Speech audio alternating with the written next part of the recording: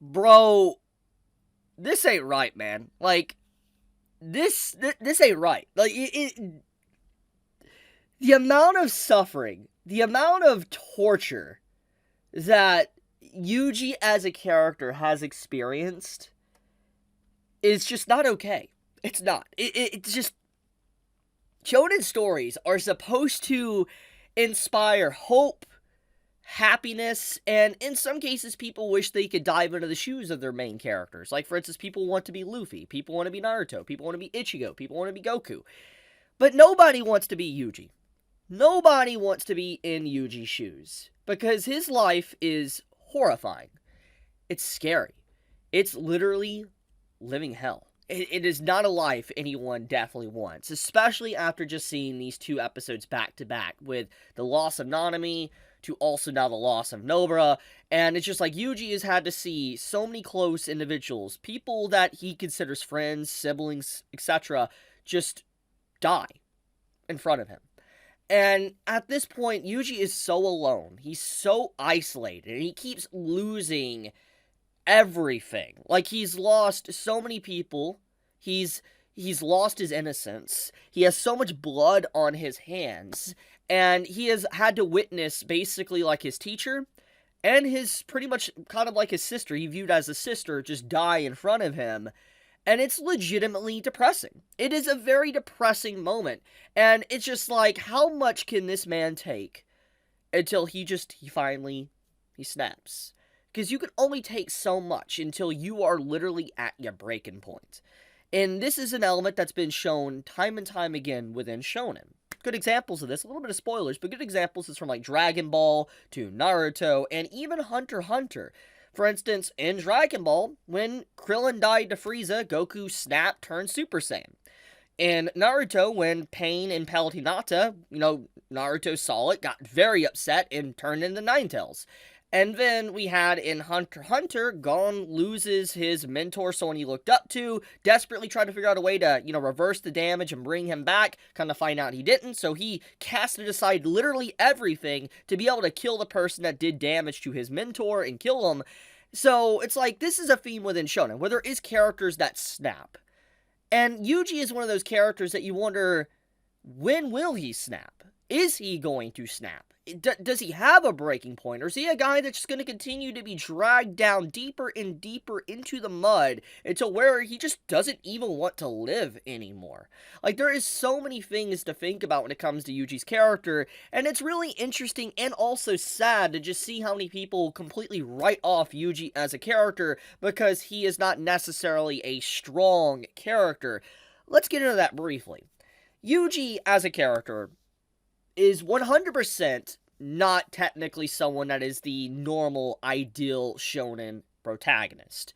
He is very fundamentally weak. He may have some strong sides to him, but fundamentally, he takes L's a lot. I mean, these past two episodes just prove that alone. He takes L's, and anything that truly matters, he just loses. Like, he doesn't win. And, another thing is that he literally can't really save anyone. Anytime he really tries to save anyone, it ends up worse. He can't. Like, he loses people, like, to the whole, Shibuya stuff, the whole city being destroyed and Sukuna being responsible, and Yuji has the blood of all of those people on his hands, to Nanami in front of him dying and all that, and he realizes there was just nothing he could do while his mentor died, to Mahito, to now Mahito doing that again to Nobara in front of him, and this guilt, this survivor guilt that he's going to have, because if he would have been just maybe a little bit better, if he would have been a little bit stronger to be able to bring down Mahito, Nobara probably wouldn't have died. Nanami probably wouldn't have died, and maybe others after all this wouldn't have died. And it's just like the amount of hell that he goes through, he loses a lot. And so people clown on him. People write him off because he is not someone that takes a lot of wins. He's not someone that inspires to have confidence in.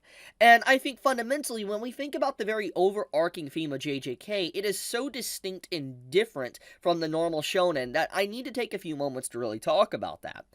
As I've kind of already laid the groundwork for, in other shonen, you have journeys, adventures of passion, trying to fight for your goal. In One Piece, Luffy wants to become the Pirate King. Naruto wants to become Hokage. In Bleach, Ichigo wants to save his friends, protect his friends, so to speak. It is a common theme within stories, so to speak, to have a goal, to fight for something, to have this aspiration to be able to say, at the end of the day, you're going to make the world a better place. The world will be a better place when you finally leave it or when you finally get to your goal. But on top of that as well, even if you have to overcome a lot of mountains and hills and stuff to get to your destination, the journey was worth it and the journey was bright technically, even with some darkness within it. Yuji is not that type of story. He doesn't have that story. Even Gon in Hunter x Hunter, yeah, there's a lot of fundamental dark spots within Hunter x Hunter, but Gon still has a lot of happiness and light in his life because he wants to know what a hunter is and the fascination of that. That is something he truly enjoys. So it's not necessarily darkness just thrown on him. Yuji is a person, thanks to circumstances, his whole life was pretty much taken from him. He is a vessel. He's not really even him anymore. He's a vessel for Sukuna. And then he continuously has this, execution date put on him, he needs to die just to get rid of Sukuna, so his only purpose is to die. Then, if he just straight up dies, he realizes he would dishonor all of his friends that just died for him to get to this point. And on top of that, he's someone that just keeps losing. He loses continuously. He gets tormented. So he is not the traditional bread and butter of an MC. His life doesn't inspire confidence. It doesn't inspire, there is a light at the end of the tunnel. How can there be light when he is literally 6 feet underground already? It's just, there is no light. He is a walking corpse in terms of just suffering. And, I don't say this lightly, and I know there's not necessarily a full comparison because two separate stories, but I would put Yuji up there in terms of suffering, up there with Subaru. Obviously there is some differences there, stories, etc. But, just in terms of the themes and the elements of it, Yuji really has went through just too much that a normal person shouldn't have to go through. And I think legitimately he has suffered so much. And he doesn't just suffer within his story. He suffers outside of his story, because the fan base clowns on him. And it's just kind of interesting how he's written like that. So, it makes you wonder, when will he reach his breaking point where he snaps, he's completely done? It makes you wonder, will that happen? So many questions. But with that, let's segue into Nobara. Let's talk about her, and let's talk about what this episode did to her character. As soon as we saw Nobara having a flashback, I think anyone that is familiar with tropes, cliches, and all that probably instantly wrote her off. They knew that Nobara was not going to live. Because every time you see a character that is in a life or death situation, like how Nobara was, and then they get a flashback, it pretty much says, yeah, they're dead. They're straight up dead. They're giving you the last farewell, the emotional gut punch before, they fully just cease to exist. And it's just when you see this flashback, I think everybody knew what was going to happen, and they were just preparing themselves. She is legitimately about to die.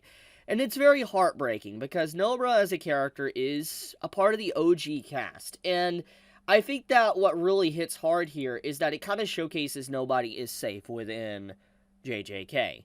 And it really fits very well with the themes of just the story, because it's Yuji's goal was to save as many people as he can and make them have a fulfilled life. That's what, he wanted.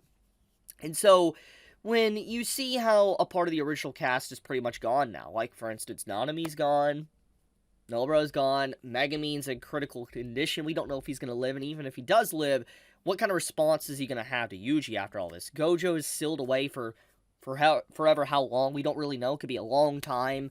When you just look at everything, the whole circumstances of what the story has done, Nobara being lost pretty much says that, once again, nobody is safe, not even Yuji. I mean, hell, Yuji technically living is technically more, I guess it's actually worse than dying, because what he's dealt with has just been not good. It's not, which I already talked about. But Nobara, her send-off is legitimately sad, because she's a good character. She is a really good female character, very strong, unique abilities, and she had a very unique personality for the story. She perfectly complemented the cast. For instance, with Megumi and Yuji, she just perfectly had synergy with them.